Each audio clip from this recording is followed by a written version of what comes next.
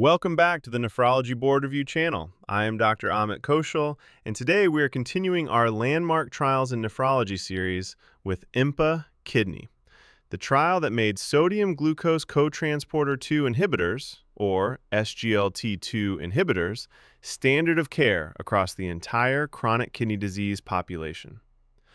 Before EMPA-KIDNEY, we had two landmark trials that built the SGLT2 inhibitor story in kidney disease. CREDENCE in 2019 proved canagliflozin reduced kidney events, but only in patients with type 2 diabetes and significant albuminuria. DAPA-CKD in 2020 expanded that to patients with chronic kidney disease with or without diabetes, but only if their urinary albumin to creatinine ratio was above 200. But most patients with chronic kidney disease in the real world do not fit into either of those boxes. They are not all diabetic. They do not all have significant proteinuria. Some have low estimated glomerular filtration rates below 30.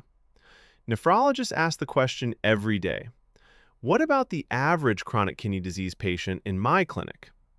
That is the EMPA-KIDNEY question. By 2022, the SGLT2 inhibitor evidence looked strong but narrow. CREDENCE had 4,400 patients, all diabetic, urinary albumin to creatinine ratio above 300. DAPA-CKD had 4,300 patients, mixed diabetes status, but still required urinary albumin to creatinine above 200 for entry. What was missing? Patients with normal or low albuminuria, patients with non-diabetic glomerular diseases, patients with very advanced chronic kidney disease, estimated glomerular filtration rates between 20 and 30. These patients were the majority of the chronic kidney disease population, and we had almost no randomized data on whether SGLT2 inhibitors would help them. The Oxford group, led by William Harrington and Colin Bagent, designed a trial to fill exactly that gap. EMPA-KIDNEY was published in the New England Journal of Medicine in 2023 after early termination for overwhelming efficacy. Multicenter, international, randomized, double-blind, placebo-controlled. 241 centers across 8 countries, 6,609 patients, the largest SGLT2 inhibitor trial in chronic kidney disease. Eligibility was deliberately broad. 2 entry pathways. Pathway 1, estimated glomerular filtration rate between 20 and 45, regardless of albuminuria. Pathway 2, estimated glomerular filtration rate between 45 and 90, but urinary albumin to creatinine ratio had to be at least 200. That second pathway captures advanced kidney disease even without proteinuria. That is the innovation. Randomization, 1:1. Empagliflozin 10 mg once daily, or placebo. 54% of enrolled patients did not have diabetes. Nearly half had urinary albumin to creatinine ratio below 300. Primary outcome, a composite. Kidney disease progression, defined as end-stage kidney disease, sustained estimated glomerular filtration rate below 10, sustained 40% decline in estimated glomerular filtration rate, or death from kidney failure, or death from cardiovascular causes. Let me emphasize just how different this population was. In CREDENCE, 100% of patients had diabetes. In DAPA-CKD, 67%. In EMPA-KIDNEY, just 46%. This was the first large SGLT2 inhibitor trial where most patients did not have diabetes. The underlying cause of chronic kidney disease was genuinely mixed. 31% diabetic kidney disease, 25% glomerular disease, 22% hypertensive or renovascular, 22% other or unknown, and critically, 34% had estimated glomerular filtration rate below 30 at enrollment. These are the patients most nephrologists were unsure whether SGLT2 inhibitors would help, or even be safe. Here is the headline. Median follow-up just 2 years before the trial was stopped early for benefit. The primary composite outcome, kidney disease progression or cardiovascular death. In the empagliflozin group, 13.1%. In the placebo group, 16.9%. Hazard ratio, 0.72. 95% confidence interval, 0.64 to 0.82. P-value, less than 0.000001. A 28% relative risk reduction.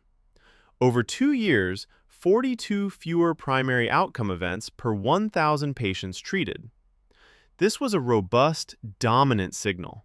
Not a small effect size, not a borderline p-value. The curves separated early and stayed separated. What makes EMPA-KIDNEY practice-defining is not just the primary outcome. It is the consistency across every subgroup we cared about. Diabetic or non-diabetic, same benefit. Estimated glomerular filtration rate above 45 or below 30, same benefit. Urinary albumin to creatinine above 300 or below 300, same benefit. And the benefit held up across every major underlying cause of chronic kidney disease. Diabetic kidney disease, hypertensive, glomerular, other. The hazard ratio hovered right around 0.7 in each group. This is why EMPA-KIDNEY changed guidelines. It was not just that empagliflozin worked. It was that it worked for nearly every chronic kidney disease patient you see in clinic. Here is the board pearl. Remember these points. Population. Broad chronic kidney disease. 2 entry pathways. Estimated glomerular filtration rate 20 to 45 regardless of albuminuria, or 45 to 90 with urinary albumin to creatinine ratio above 200. Key distinction from prior trials. 54% had no diabetes. 34% had estimated glomerular filtration rate below 30. Nearly half had low albuminuria. Primary outcome. Kidney disease progression or cardiovascular death. Hazard ratio 0.72. 28% relative risk reduction. Stopped early for efficacy. Secondary benefit. 14% reduction in all-cause hospitalizations. Bottom line. If your patient has chronic kidney disease and an estimated glomerular filtration rate at or below 45, they should be on a sodium glucose cotransporter 2 inhibitor. Diabetes status does not matter. Albuminuria level does not matter. A follow-up paper published in the New England Journal in 2024 gave us new information. After the active trial ended, 74% of participants were followed for an additional 2 years off study drug. What did it show? The cardiorenal benefit of empagliflozin persisted for up to 12 months after discontinuation. Patients originally assigned to empagliflozin continued to have fewer kidney and cardiovascular events even after stopping the drug. After about 12 months, the curves began to converge again, suggesting the benefit eventually fades without continued therapy. The practical implication. SGLT2 inhibitors are not a short-term intervention. They are a long-term therapy, and stopping them, what the literature now calls deflozination, carries real cost. EMPA-KIDNEY has limitations worth knowing for boards and for clinical practice. 1. Early termination for efficacy. The trial was stopped after a median of 2 years. While this is ethically appropriate when benefit is clear, it limits the total number of events captured and makes some secondary outcome analyses underpowered. 2. Insufficient cardiovascular events in the active trial period. Because patients were selected for kidney risk rather than cardiovascular risk, the trial had fewer cardiovascular events than the heart failure SGLT2 inhibitor trials. This limited the ability to characterize cardiovascular subgroups. 3. Real-world uptake lags. Despite strong evidence, real-world data show only about 40% of eligible chronic kidney disease patients receive SGLT2 inhibitors. Even in trial follow-up, open-label sodium glucose cotransporter 2 inhibitor use was only 43%. 4. We still do not have head-to-head data with empagliflozin. Assumed class effect but not formally proven in a comparison trial. Where does EMPA-KIDNEY sit in 2026? Right at the core of the KDIGO 2024 Chronic Kidney Disease Guideline and the KDIGO 2022 Diabetes in Chronic Kidney Disease Guideline. Both guidelines now recommend an SGLT2 inhibitor for any adult with chronic kidney disease and estimated glomerular filtration rate at or below 45, regardless of diabetes status. This recommendation is built directly on EMPA-KIDNEY.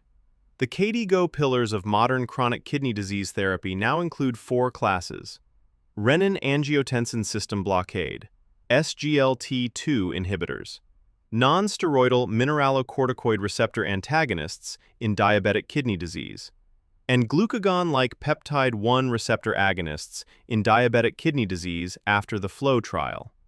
EMPA-KIDNEY is why Pillar 2 is universal, not just diabetic. EMPA-KIDNEY in one sentence.